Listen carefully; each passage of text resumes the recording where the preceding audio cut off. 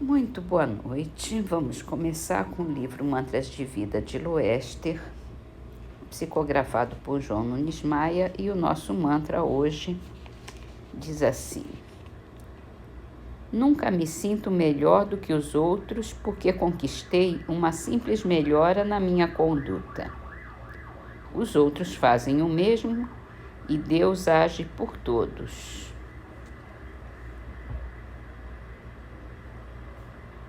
Livro dos Espíritos, pergunta 783. O aperfeiçoamento da humanidade é sempre uma marcha progressiva e lenta? Há o progresso regular e lento que resulta da força das coisas.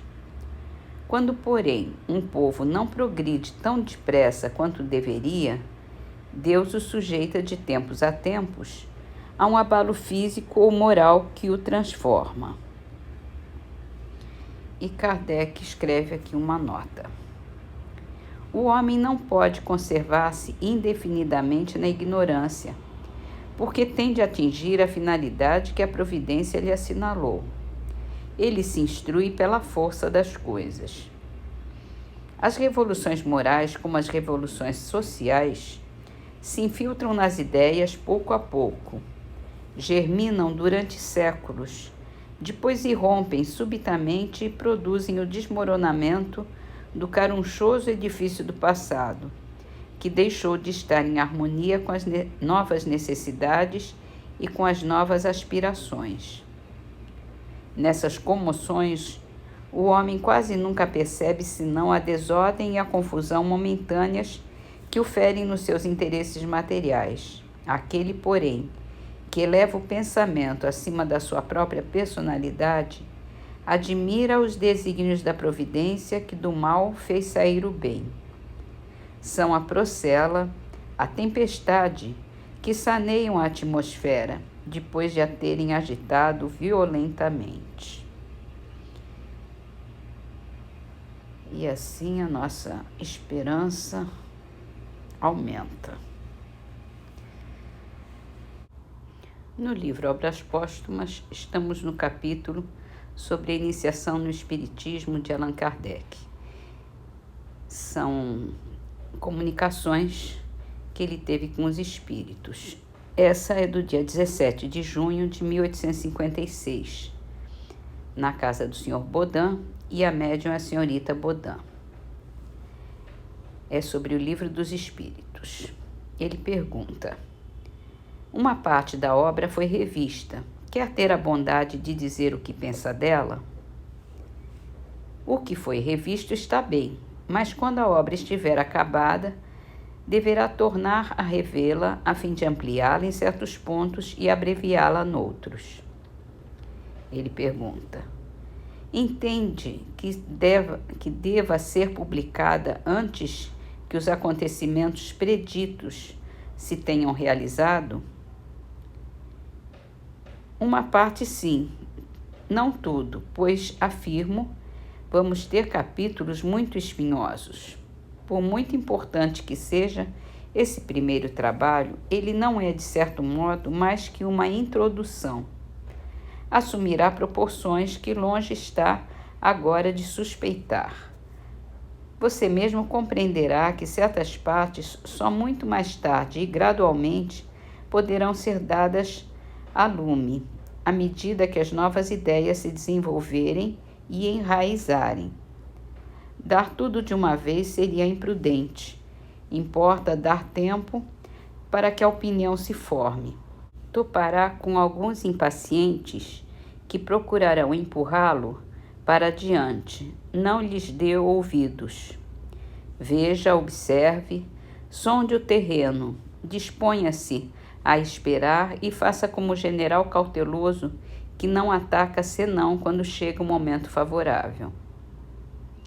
Aqui ele escreve uma nota que foi escrita 11 anos depois, janeiro de 1867. Na época em que essa comunicação foi dada, eu tinha apenas em vista o Livro dos Espíritos e estava longe, como disse o Espírito, de imaginar as proporções que o conjunto do trabalho tomaria. Os acontecimentos preditos, só decorridos muitos anos, teriam de se verificar, tanto que nesse momento ainda não se deram. As obras que até agora apareceram foram publicadas sucessivamente e eu fui induzido a elaborá-las à medida que as novas ideias se desenvolveram. Das que restam por fazer, a mais importante, a que se poderá considerar a cúpula do edifício e que, com efeito, encerra os capítulos mais espinhosos, não poderia ser publicada sem prejuízo antes do período dos desastres. Eu, então, um único livro via e não compreendia que esse pudesse cindir-se, enquanto que o espírito aludia aos que teriam de se seguir e cuja publicação prematura apresentaria inconvenientes. Disponha-se a esperar, disse o espírito, não dê ouvidos aos impacientes que procuram empurrá-lo para adiante. Os impacientes não faltaram, e se eu os escutasse, teria atirado o navio em cheio nos arrecifes. Coisa estranha. Ao passo que uns me incitavam a andar mais depressa, outros me acusavam de não ir tão devagar quanto devia. Não dei ouvidos nem a uns nem a outros, tomando sempre por bússola a marcha das ideias. De que confiança no futuro não me enchia eu, à proporção que via se realizar o que fora predito e que comprovava a profundeza e a sabedoria das instruções dos meus protetores invisíveis.